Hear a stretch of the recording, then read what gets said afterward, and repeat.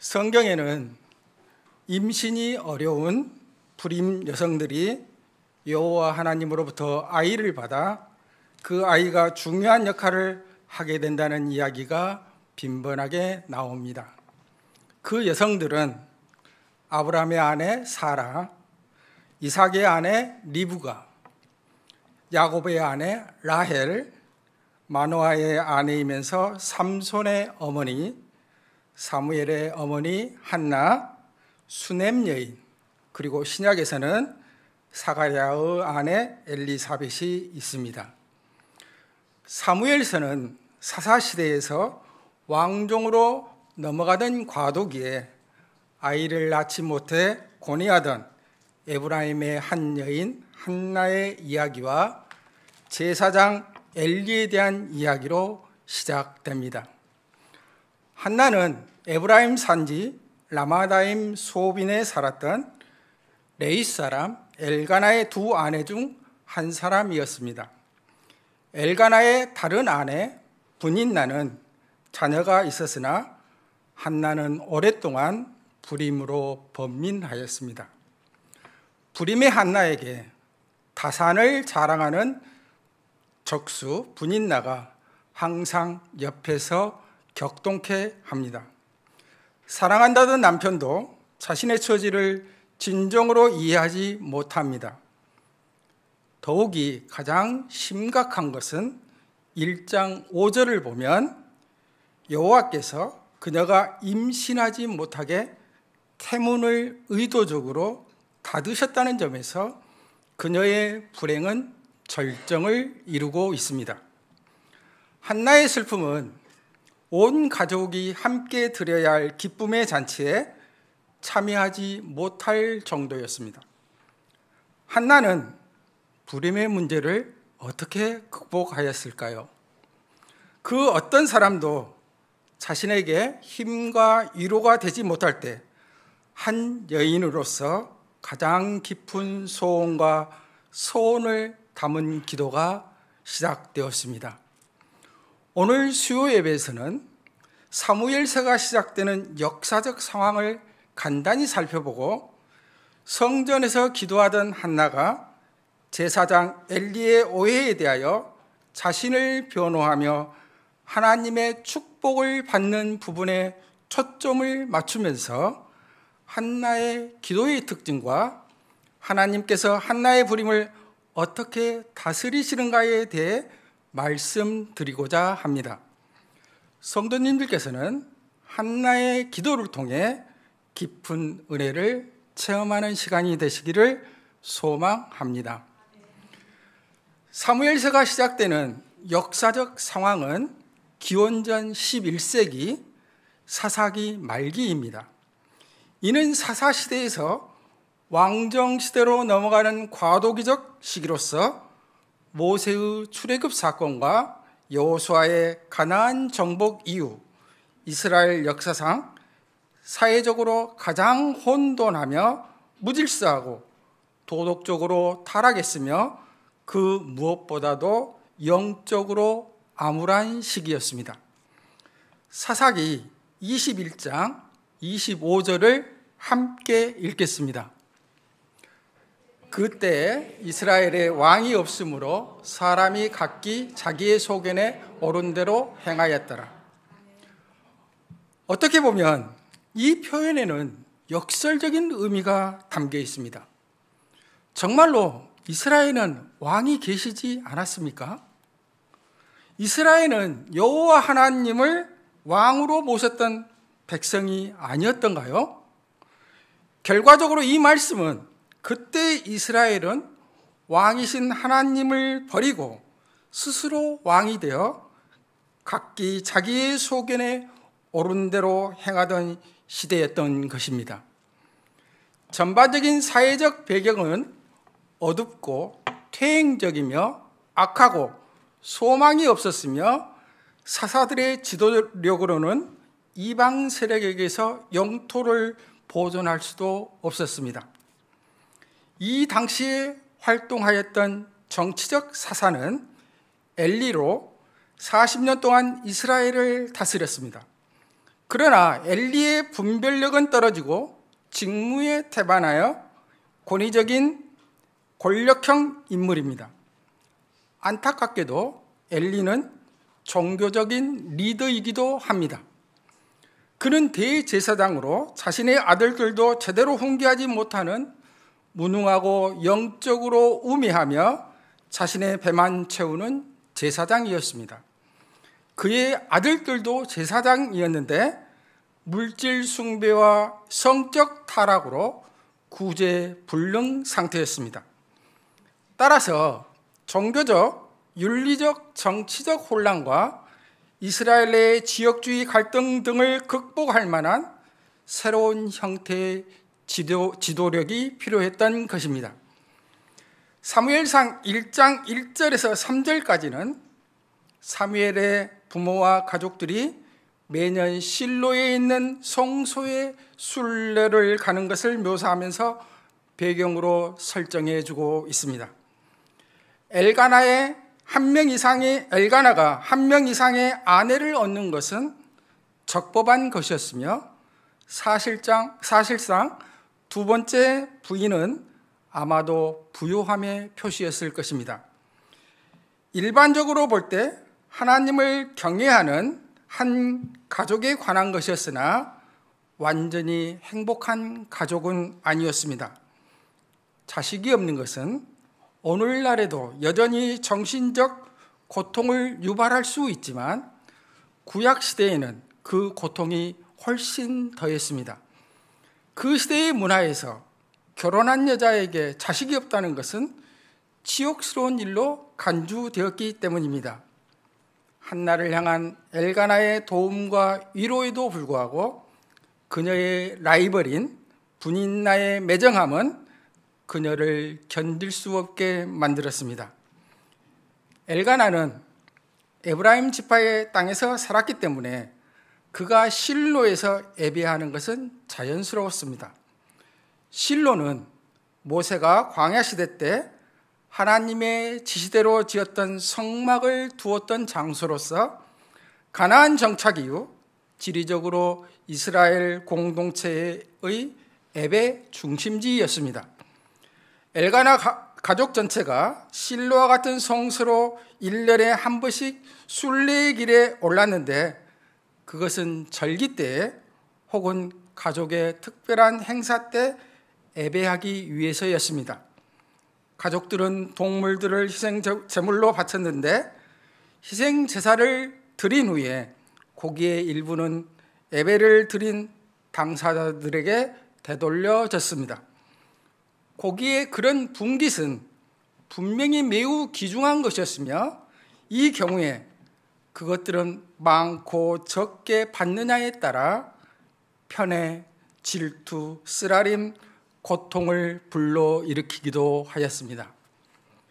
한나는 자식이 있던 분인나로부터 식음을 전폐할 정도의 고통을 당합니다. 남편 엘가나는 한나를 무척이나 사랑했지만 그러한 남편의 사랑과 위로조차 한나의 괴로움을 달래주기에는 역부족이었습니다.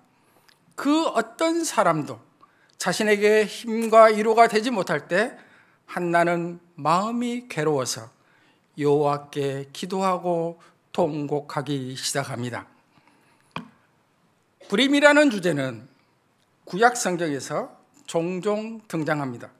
그런데 한나에게는 여타 다른 여성들 사라, 리브가, 라헬, 수넴 여인과는 구별되는 점이 있습니다. 바로 한나와 제사장 엘리가 성전에서 대면하는 장면에서 자신의 고통을 해소하고 존엄성을 지켜내는 한나의 능동적 노력을 볼 수 있습니다. 소원이란 일반적으로 하나님 앞에 스스로 의무를 짊어지는 것으로 구약 성경 속에서 발견되는 4개의 소원들, 야곱의 소원, 이스라엘의 소원, 입다의 소원, 그리고 한나의 소원을 고찰하면 공통점을 발견할 수 있습니다. 소원자들이 고통 중에 수동적으로 구원을 기다리는 것이 아니라 능동적으로 하나님을 찾아서 그 고통을 없애 주실 것을 요청했다는 것입니다. 이러한 소원의 행위는 하나님을 인간의 뜻대로 움직여보려는 시도라기보다는 오히려 그만큼 하나님께 모든 것을 의탁하는 행위로 이해해야 합니다. 그렇지 않으면 인간의 모든 청원 기도는 하나님을 지배하려는 행위로서 금지되어야 할 것입니다. 이는 한나의 자주적인 품성을 엿볼 수 있는 매우 중요한 부분입니다. 그녀는 자신에게 주어지는 남편의 사랑에 의존하는 삶이 아니라 자신의 출산을 통해 인정받고 존중받으며 여성으로서 존재 가치를 실현하고 싶었던 것입니다. 한나는 능동적으로 하나님께 나아가 소원을 통하여 아이를 얻었고 그 소원대로 아이를 하나님께 바쳤습니다. 이러한 한나의 주체성은 제사장 엘리와의 대면에서부터 드러납니다. 그 이전까지 한나는 수동적으로 괴로움을 인내하는 모습으로 그려지고 있습니다. 엘가나의 또 다른 아내이자 이미 여러 자녀를 거느린 분인나는 자녀 없는 한나를 괴롭혔습니다. 남편 엘가나는 한나를 사랑하고 위로했으나 그녀의 괴로움의 본질을 그녀 입장에서 이해하지는 못했습니다. 엘가나의 위로는 비록 의도는 좋았다 하더라도 한나의 자존감을 회복시켜주는 데는 실패하였습니다. 그의 위로 후에도 한나가 마음이 쓰라려 흐느껴 울면서 기도했다는 것은 엘가나의 말이 아무런 위로가 될 수 없었음을 말해 줍니다. 분인나에게 업신여김을 받고 남편에게는 이해받지 못한 한나는 하나님께로 향하여 여호와의 성전에서 아들을 달라고 청합니다. 남편과의 사이에서 아무것도 얻을 수 없었던 한나의 유일한 희망은 하나님이었습니다. 이는 한나의 소원이 하나님과 서로 간에 무엇인가를 주고받는 일종의 거래라기보다는 인간의 힘으로 불가능한 상황에서 오직 하나님의 힘에 의지하고 자신의 청혼이 이루어지기를 믿어 의심치 않는 신뢰의 행위였음을 보여주는 것입니다. 한나는 남편과의 사이에서가 아니라 하나님께서 주시는 아이를 청했던 것입니다. 그렇게 하였기에 사무엘을 낳은 후에도 자신의 아이로 여기지 않고 오히려 그 아이를 다시 하나님께 평생 봉헌할 수 있었습니다. 한편 제사장 엘리는 고통 중에 성전에서 기도하는 한나를 술주정하는 것으로 여겨서 꾸짖고 있습니다. 엘리가 처음에 오해한 것은 그가 이스라엘의 지도자로서 능력을 점점 상실하고 있다는 첫 번째 힌트가 될 것입니다. 사무엘상 1장 15절과 16절을 다시 함께 읽겠습니다. 한나가 대답하여 이르되 내 주여 그렇지 아니하이다. 나는 마음이 슬픈 여자라 포도주나 독주를 마신 것이 아니요 여호와 앞에 내 심정을 통한 것뿐이오니 당신의 여종을 악한 여자로 여기지 마옵소서. 내가 지금까지 말한 것은 나의 온통함과 격분됨이 많기 때문이다 하는지라. 아멘. 한나의 간절한 기도는 주님 앞에서 고통을 호소하는 이스라엘의 가엾은 딸이 아니라 악한 여자로 오인되었습니다. 여기서 비로소 한나는 아니요라고 말합니다.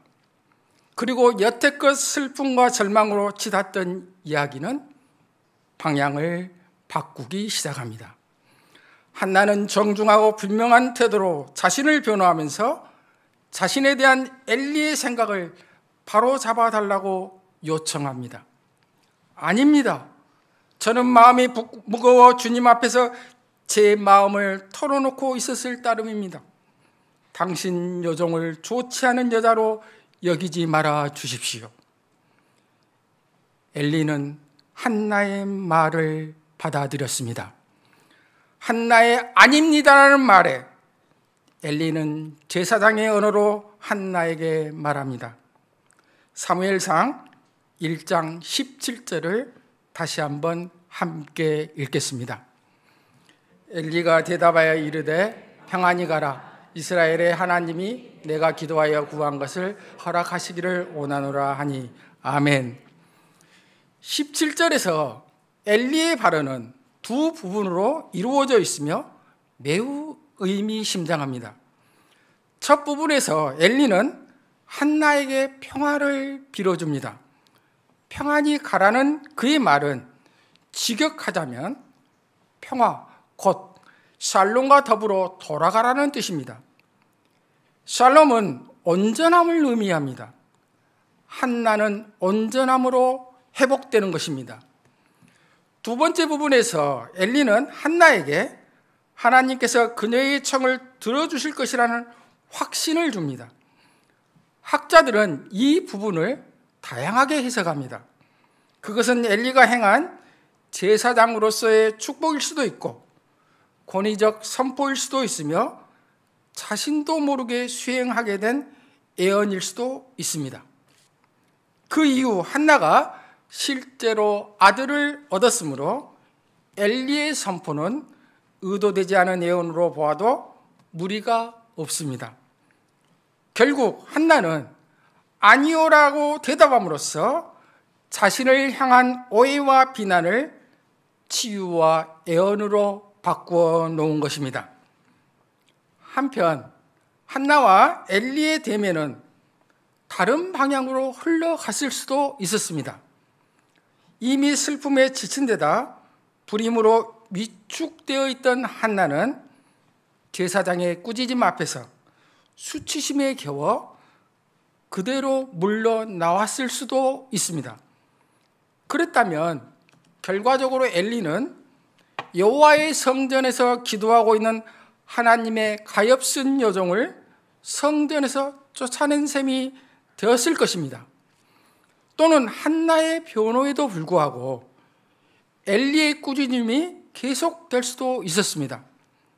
아무리 힘들더라도 기도를 하려면 제대로 해야지 술 취한 듯 기도해서야 쓰겠는가. 이는 제사장의 권위를 지키기 위한 궁색한 자기 합리화에 지나지 않았을 것입니다.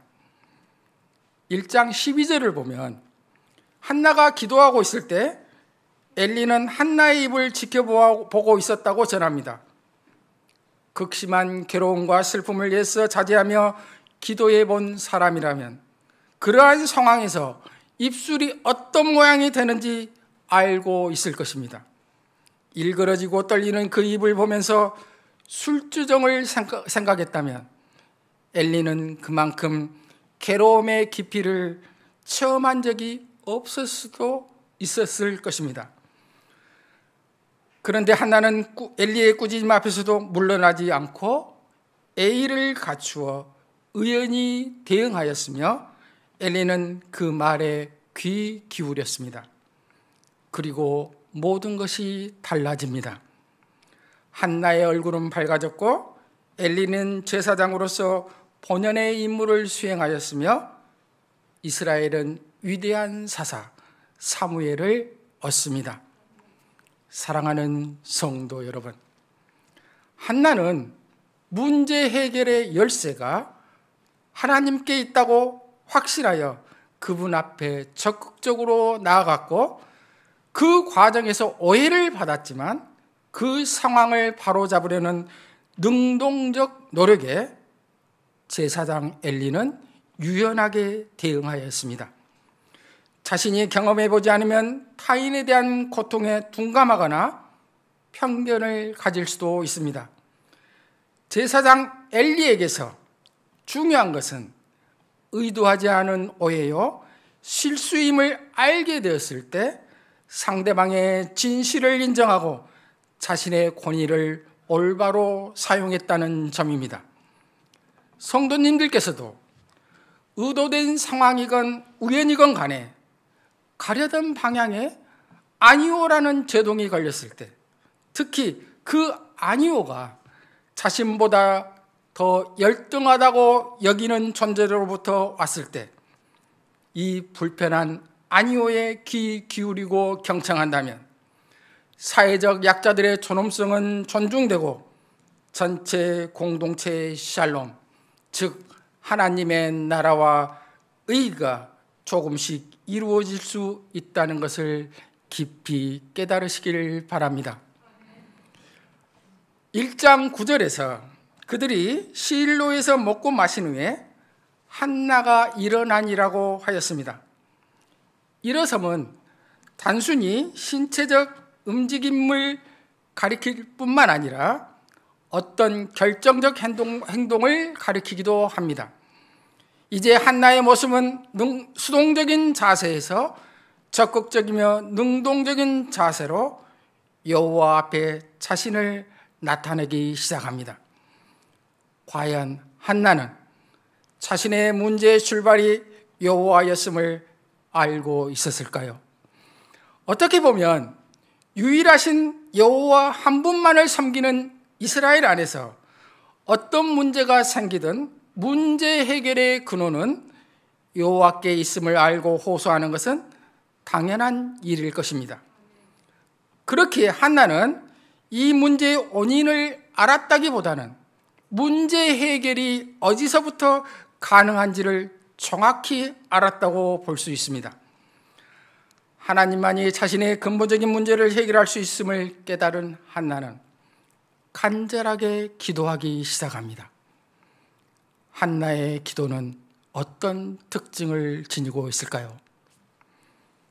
첫 번째, 삶의 고난에 대해서 하나님께 나아가는 기도입니다. 10절에서 한나는 마음이 괴로워서 여호와께 기도하고 통곡했다고 합니다. 한나는 분인나와 자기 남편에게 화를 낼 수도 있었습니다. 하지만 사람들에게 원망하지 않고 슬픔을 하나님께 드러내었으며 자신의 고난을 풀어주실 분이 오직 하나님이라는 사실을 알고 기도를 드렸습니다. 그분께 자신의 고통과 고난에 대한 반응을 나타냈습니다. 괴로워서 기도하고 통곡함이라는 묘사는 한나가 심한 괴로움을 가지고 하나님께 자신의 사정을 아뢰며 자신의 처지가 처량하고 괴로워서 기도 중에 한없이 눈물을 흘리며 애통해했던 사실을 보여줍니다. 사랑하는 성도 여러분, 우리의 감정을 하나님께 나타내는 것에 대해서 오히려 그것이 자연스러운 반응입니다. 한나가 본문에서 통곡하는 것처럼 솔직하고 정직하게 자신의 깊은 내면을 하나님께 숨김없이 다 드러내는 자세가 필요합니다.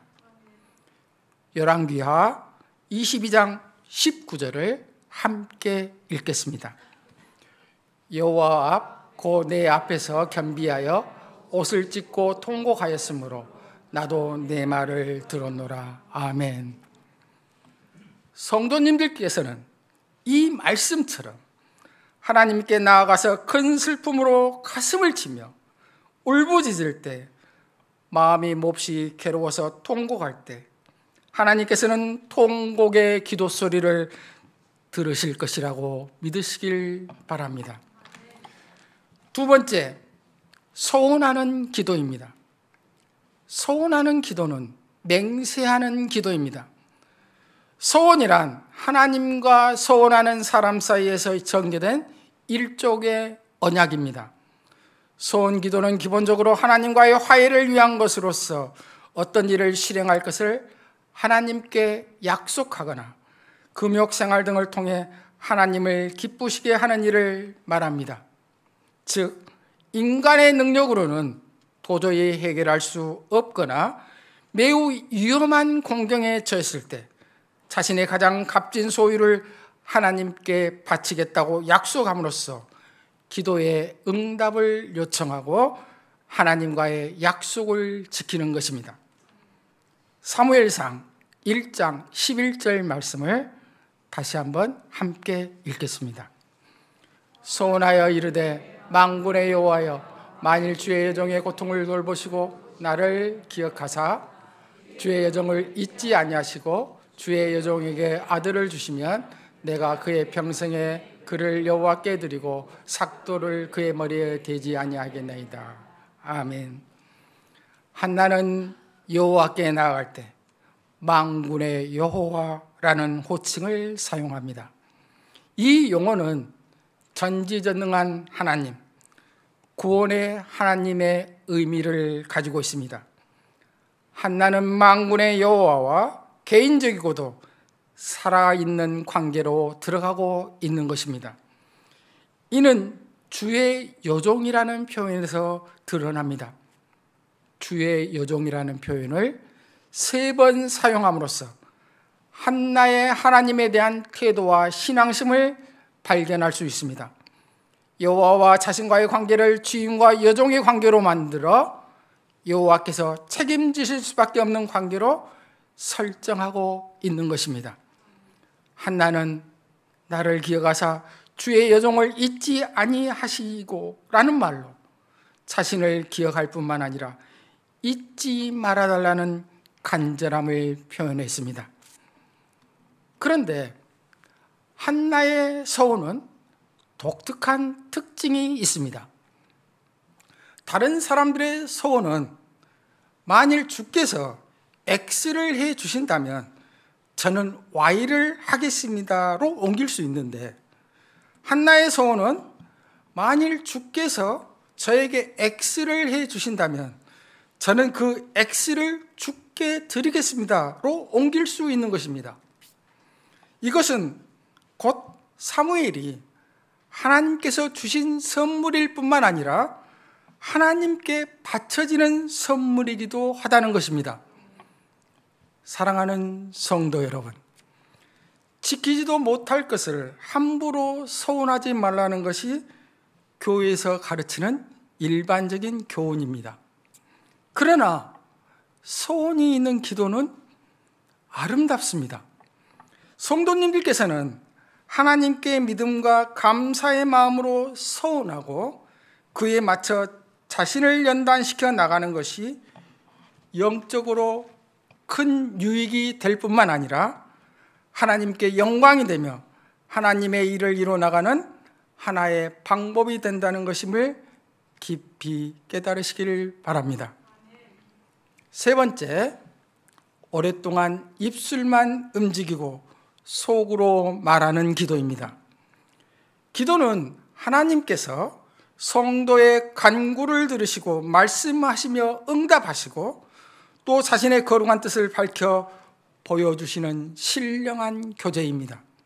한나의 기도는 목소리만 높이는 울부짖는 기도보다는 마음속으로 울부짖을 수 있는 간절함의 기도입니다. 마태복음 6장 6절에서 8절까지 함께 읽겠습니다. 너는 기도할 때 내 골방에 들어가 문을 닫고 은밀한 중에 계신 내 아버지께 기도하라. 은밀한 중에 보시는 내 아버지께서 갚으시리라. 또 기도할 때 이방인과 같이 중언부언하지 말라. 그들은 말을 많이 하여야 들으실 줄 생각하느니라. 그러므로 그들을 본받지 말라. 구하기 전에 너희에게 있어야 할 것을 하나님께서 아시느니라. 아멘. 기도는 중언부언하지 않습니다.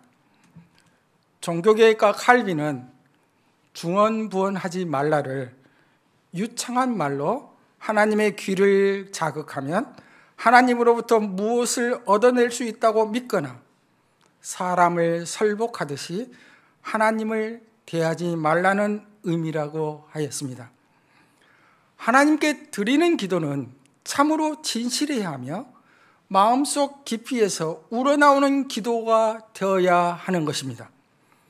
또한 기도의 본질이 정신과 마음에 있기 때문에 원래 속마음이 감동된 것을 하나님 앞에 쏟아놓는 것이 기도라고 한다면 최선의 기도의 방법은 은밀하게 하나님께 기도해야 합니다.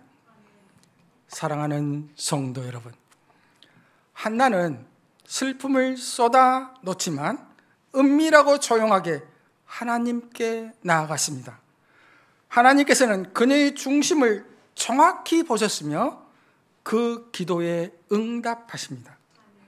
이것은 기도는 우리가 특정 형식이나 목소리의 크기에 매이지 않아도 됨을 보여줍니다.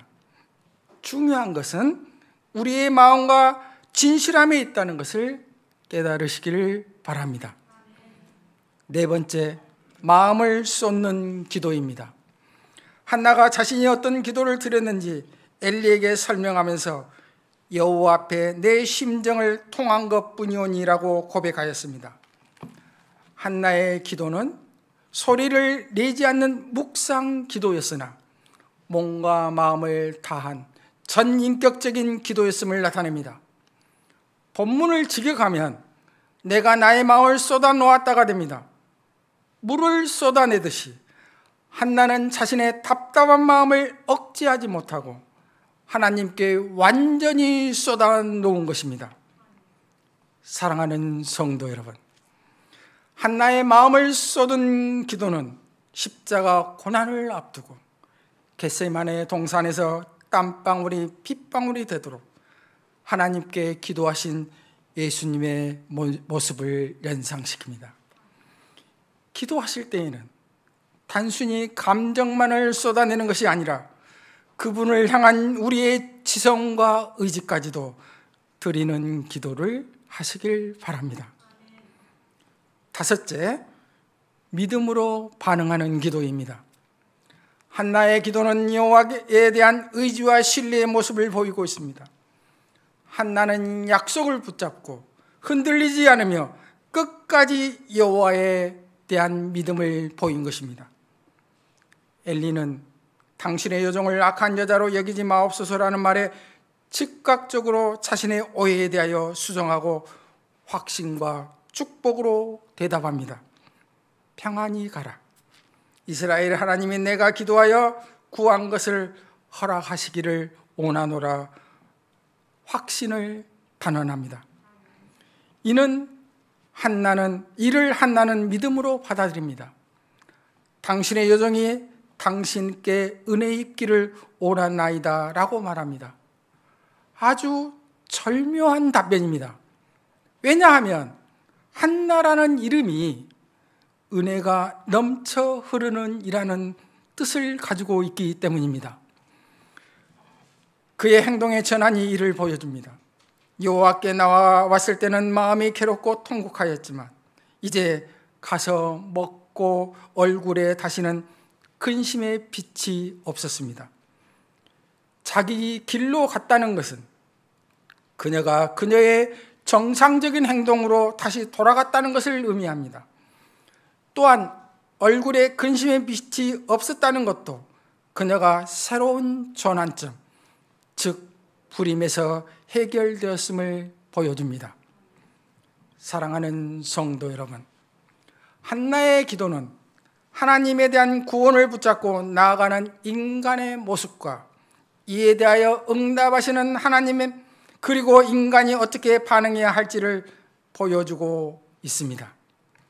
시편 116편 1절과 야고보서 1장 4절을 함께 읽겠습니다.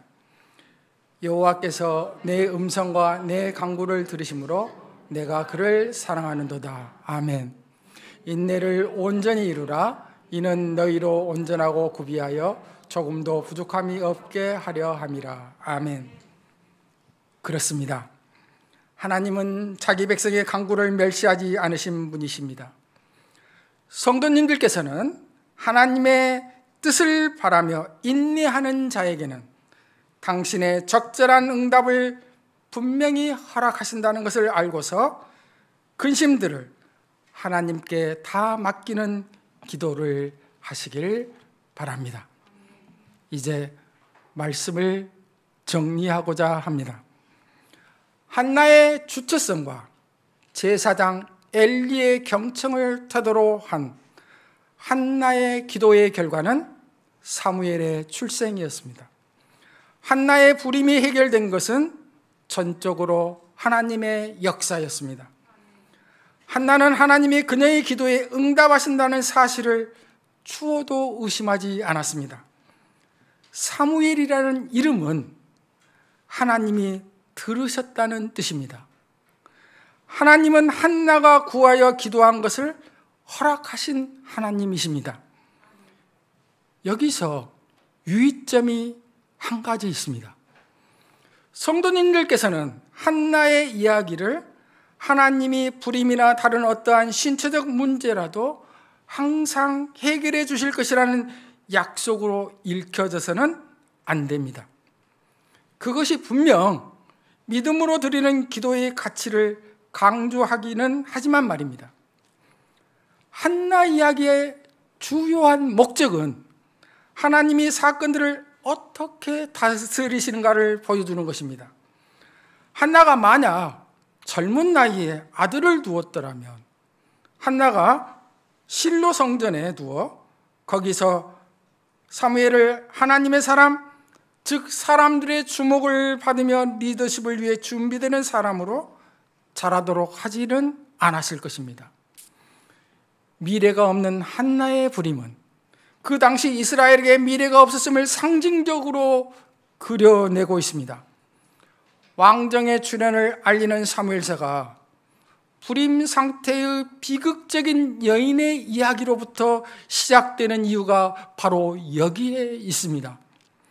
즉 이스라엘이 자신들의 불신앙과 우상 숭배로 인해 영적으로 불임한 상태임을 한나의 신체적 불임을 통해 말하고 있는 것입니다.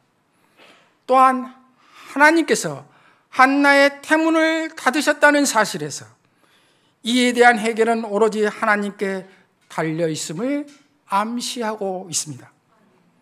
사랑하는 성도 여러분, 하나님께서는 우리의 삶 가운데 지속적인 실패와 불임을 허락하실 것입니다. 하나님 밖에서 찾을 수 없도록 오히려 하나님께서 우리의 태문을 막으실 것입니다. 이런 경우에 우리는 어떻게 해야 합니까? 문제 해결의 열쇠는 하나님께 있다고 확신하여 그분 앞에 적극적으로 나아가야 합니다. 그 과정에서 오해와 시련이 있으면 그 상황을 바로잡으려는 적극적이고 능동적인 노력을 해야 합니다. 또한 사회에서 어떤 권위에 위치해 있을 때 자신이 경험해보지 않으면 타인의 고통에 둔감하거나 편견을 가질 수도 있습니다. 경청의 자세를 가지고 혹시 의도하지 않은 오해요 실수임을 알게 됐을 때 빨리 상대방의 진실을 인정하고 자신의 권위를 올바로 사용해야 합니다. 우리의 삶에서 여러 가지 고난과 시련이 있을 것입니다. 어떤 문제가 생기든 문제 해결의 근원은 여호와 하나님께 있습니다.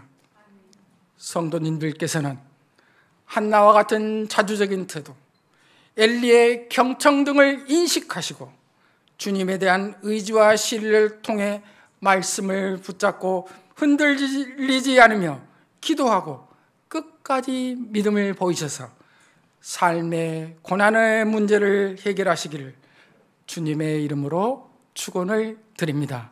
아멘.